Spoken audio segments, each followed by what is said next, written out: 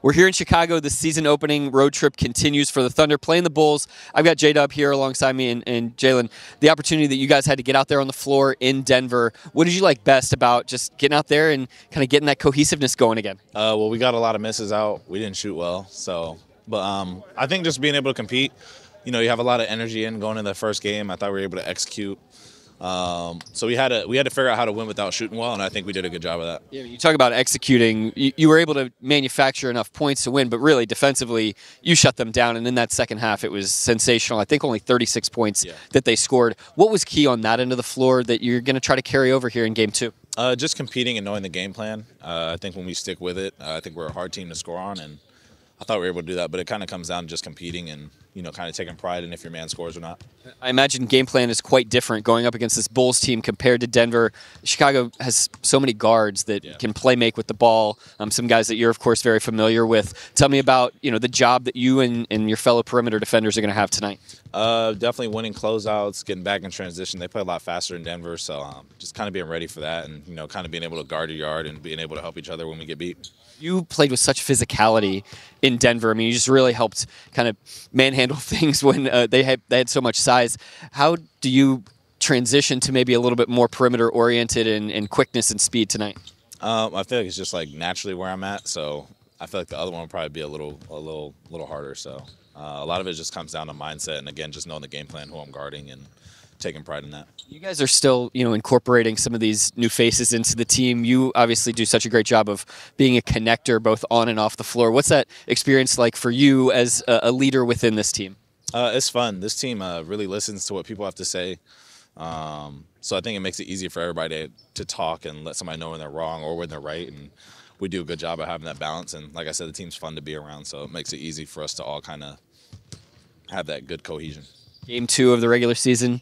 You guys have some juice, and what's the key to starting off this game the right way here on the road? I think just from the start of the game, being ready to play.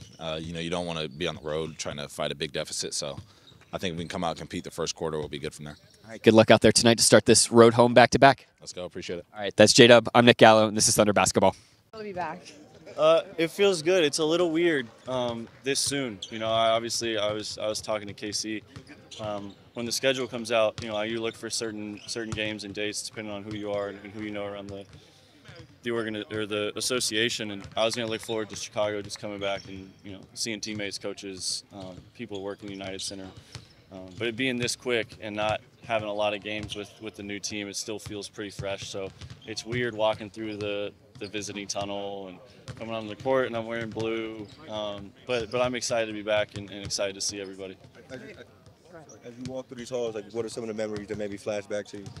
Yeah, I mean, it was 3 years of, you know, I gave it my all. That's kind of my motto of how I play basketball, my shtick, and I gave everything I had to try and win games and to make the city proud and the organization proud.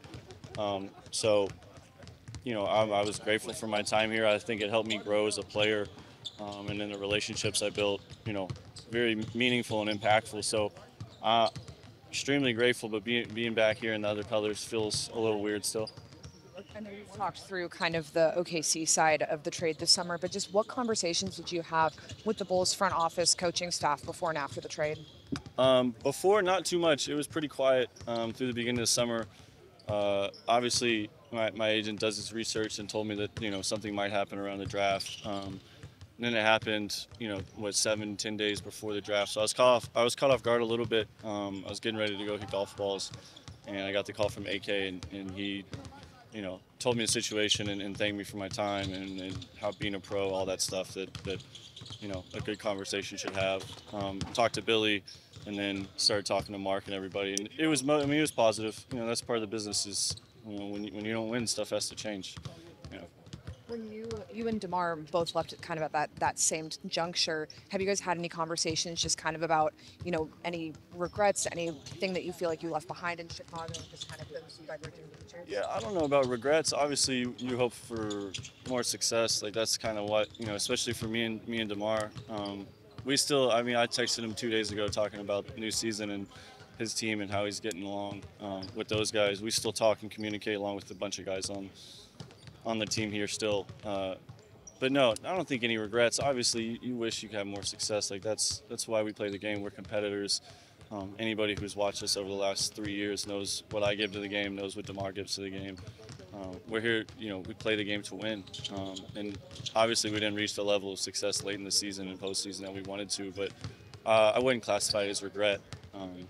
I think we gave everything we had, and I think at the end of the day, if you lay it out there and it's not enough, then it's not enough, but not regret. Do you expect them to guard you a little tougher tonight? No, I don't think they're going to guard me a little tougher. I think they're going to be just as juiced playing against some of these guys that they normally would be. It would be hard to contain a couple smiles when you get matched up one-on-one with like Kobe, Io, or Zach, and vice versa. But yeah, mostly business. Hopefully no bad blood. I know they're excited. Zach already told me don't reach on him tonight. So if I get a steal on him, just know it was because he told me not to. I was going to ask, do you have anyone that you're most looking forward to trying to lock down tonight? Yeah, I think all the guys that I've been here with for the 3 years. Even Vooch, if I get to switch on him in the post, I'm looking forward to that. Just because it's been a long 3 years of being able to grind each other in practice, and then you get in the trenches together. It's different. So it'll be fun to compete against them on the opposite side. What's it been like for you seeing Lonzo have kind of these next steps of this comeback from afar? Yeah, I can't describe how happy I am for him just to be able to come back and do what he loves. I've described it to people before, like Lonzo to his core is just a basketball player, a hooper. Like that's what he loves to do. That's what he's born to do. And so for him to be able to, navigate those long years off and then come back and like play in the NBA and be an impactful player still, like it's amazing. And I'm just so happy for him. Like that's another. I've known him for a handful of years, even dating back to LA. So I know who he is as a person. Timeout there. Just really happy for him. Excited for him to be back and playing basketball. Surprised at all just seeing he's looked, especially on the offensive end, basically just like himself again. Have you been surprised? No. I mean, he was. Don't forget, like he was shooting like 42 on 7 attempts before he got hurt that first year we were here. That's something that just it's a testament to his professionalism, his work ethic. Like that's one thing that I think really set him apart when he kept getting better early in his career, and that's the thing that keeps you around. So not surprised at all. I don't know if you describe it this way, but it felt like this was the place where you maybe got to further figure yourself out as a player. Was there something you captured here in Chicago that you maybe wanted to bring back? Yeah, I was just given the opportunity. Coming from LA, it was a spot here and there. I kind of had to earn my way into the lineup, and then that second year was a weird season where we had a bunch of guys hurt, and then coming here. Once I earned Billy's trust, he pretty much gave me free rein to be myself and to play, and obviously came with some mistakes along the way, but for the most part, it allowed me to grow, and that's kind of the opportunity every player in the league wants is, to be trusted, to be backed, and then to be able to go out there and play the way you want to play. And for me, that was big, just being able to go out there and impact the game the way that I know how.